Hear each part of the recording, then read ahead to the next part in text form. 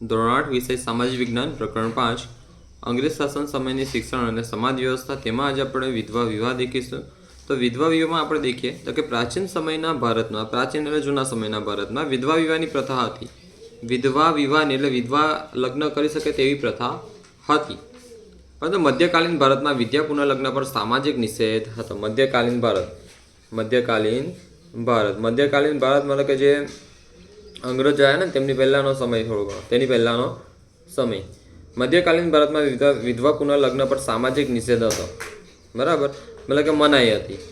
આથી આર્થિક ઉપાર્જનની જવાબદારી નિભાવતા પોતાના પતિનું અવસાન થતાં વિધવા માટે જીવન જીવવું મુશ્કેલ બની જતું। આર્થિક ઉપાર્જનની જવાબદારી નિભાવતા એટલે પૈસા ટકે જે પણ કોણ કમાય તો કે તે વખતે પુરુષ કમાતા હતા, તે વખતે પુરુષ, અત્યારે તો મહિલા બી કમાય, બંને કમાય છે, પણ તે વખતે મોટાભાગે પુરુષ કમાતા હતા। પોતાના પતિનું અવસાન થતાં વિધવા માટે જીવન જીવવું મુશ્કેલ થઈ જાય, કેમ કે પૈસા ક્યાંથી લાવે જીવન ગુજારવા માટે? સાચી વાત ને? કેમ કે એમ તો કમાવાનું ના પાડતા મોટા ભાગે, કમાવાનું ના પાડતા ને એમને કામ જ નતા મળતા પહેલાં તો મહિલાઓને, ચાલો, અને મળે ને તો બહુ ઓછા મળતા હતા। વિધવા સ્ત્રીઓની દુર્દશા દૂર કરવા સ્ત્રીઓને શિક્ષણ આપવું।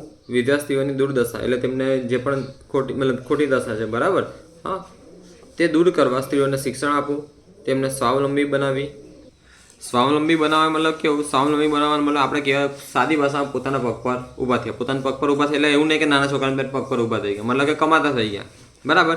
તેમને સ્વાવલંબી બનાવી કે જાતે કમાય, તેમજ તેમને પુનઃલગ્નની છૂટ આપવી વગેરે માટે સમાજ સુધારકોએ ભગીરથ પ્રયત્ન કર્યા। ભગીરથ એટલે ઘણા બધા પ્રયત્નો, બહુ અગત્યના પ્રયત્નો કર્યા, બહુ મોટા પ્રયત્નો કર્યા। રાજા રામ મોહન રાય અને ઈશ્વરચંદ્ર વિદ્યાસાગરે વિધવા વિવાહ માટે પુસ્તકો અને ચોપાનિયા મીન્સ પેમ્પલેટ્સ, ખબર ને? પેમ્પલેટ્સ છપાવે છે ને બધા, પેમ્પલેટ્સ દ્વારા લોકોને જાગૃત કર્યા। મહારાષ્ટ્રમાં મહાદેવ ગોવિંદ રાનડે અને તેમના પત્ની રમાબાઈ રાનડે, જ્યોતિરાવ ફૂલે અને તેમના પત્ની સાવિત્રીબાઈ ફૂલે, મહર્ષિ કર્વે, ગોપાલકૃષ્ણ ગોખલે, આરજી ભંડારકર, બહેરામજી મલબારી વગેરે અગ્રણી સમાજ સુધારકોએ, આગળ વધતા સમાજ સુધારકોએ, અગ્રણી સમાજ સુધારકોએ વિધવા પુનર્વિવાહ માટે ભારે ઝુંબેશ ચલાવી હતી। કોણ કોણ છે જો આપણે યાદ કરીએ ફરીથી?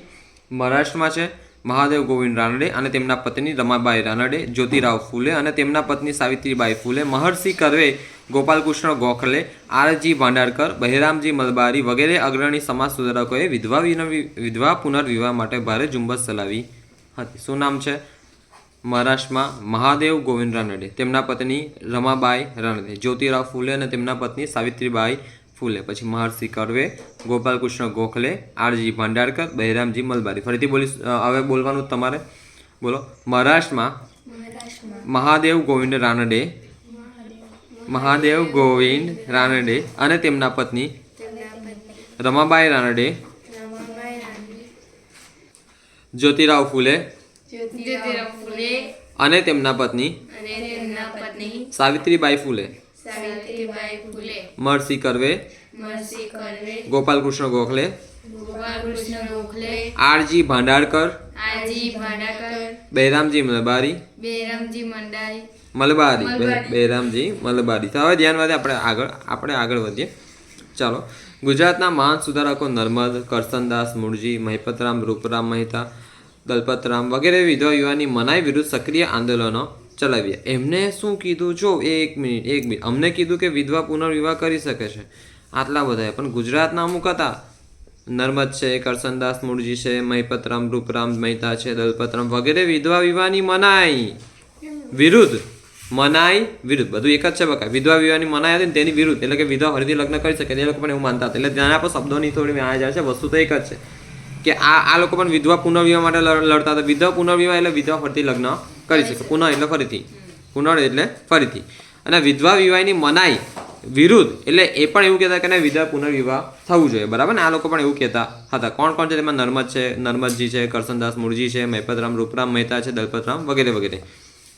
ખુદ નર્મદે વિધવા સાથે લગ્ન કરી દ્રષ્ટાંત પૂરું પાડ્યું હતું, મતલબ ખુદ નર્મદે જાતે કોઈ વિધવા સાથે લગ્ન કરીને ઉદાહરણ પૂરું પાડ્યું હતું। દ્રષ્ટાંતની જગ્યાએ ઉદાહરણ લખો ને તો ચાલે, કોઈ વાંધો આવે નહીં, બરાબર, ઉદાહરણ પૂરું પાડ્યું હતું। ઈશ્વરચંદ્ર વિદ્યાસાગરે પોતાના સામયિક મતલબ મેગેઝિન સાંભળ્યું છે ને? મેગેઝિન ખુદ ઈશ્વરચંદ્ર વિદ્યાસાગરે પોતાના સામયિક સોમપ્રકાશ, કયું છે? હવે આટલા બધા નામ યાદ ના રહી તો ચાલે, હું કહું તેટલા યાદ રાખજો, બરાબર છે? હા, સોમપ્રકાશ દ્વારા પ્રચાર કરી, કારણ તમને જે યાદ રહે ને તે કોઈ વાંધો, તમને અમુક યાદ રહેતા હોય ને, જાતે યાદ રહેતા હોય ને 2-4 તો કોઈ વાંધો નહીં. સોમપ્રકાશ દ્વારા પ્રચાર કરી વિધવા પુનર્લગ્નની હિમાયત કરી હતી. ઈશ્વરચંદ્ર વિદ્યાસાગરે પોતાના સામયિક સોમપ્રકાશ દ્વારા પ્રચાર કરી વિધવા પુનર્લગ્નની હિમાયત કરી. એવું કર્યું હતું કે તેમને વિધવા પુનર્લગ્નને આગળ વધે તેવું અંદર મેગેઝિનમાં લખ્યું હતું ઘણું બધું, બરાબર છે.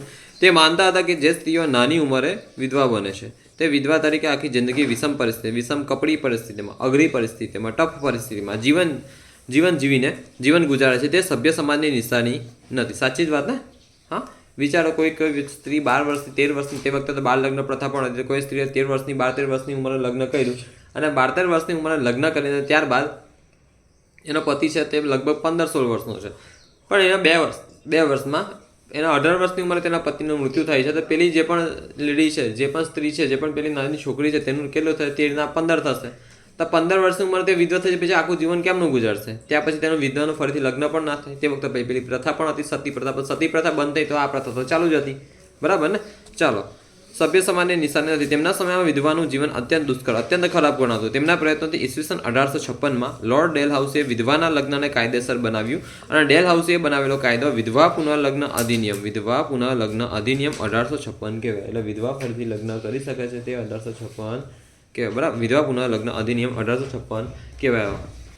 હવે આમાં યાદ મેન આઈએમપી શું યાદ રાખવાનું છે, બરાબર? તો કે જો પહેલાં તો વિધવાનું જીવન કેવું હતું તે તમારે અહીં લખવાનું છે કે બહુ કપરું હતું, મતલબ બહુ દુષ્કર હતું, બહુ મતલબ એમનું જીવન બહુ ખરાબ થઈ ગયું હતું તે વખતે, હા ને? વિધવા પુનર્લગ્ન મનાઈ હતી ત્યારે બહુ મુશ્કેલ હતું, બરાબર? બહુ ટફ હતું.